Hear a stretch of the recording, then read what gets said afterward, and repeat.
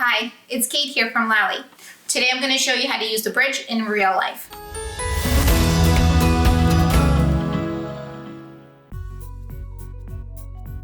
I have my demonstration breast here, all ready to go.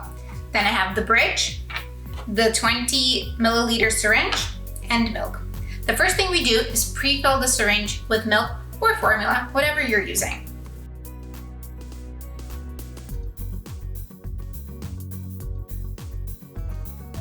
Then we're going to take the bridge and connect it to the syringe to the purple connector. Just twisting it right on there. Next step is to invert the bridge and center it on the nipple.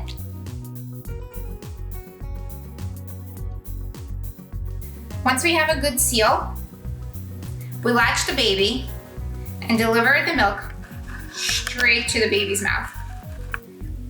Go as fast as you want or as slow as you want, depending on how your baby eats. And that's it.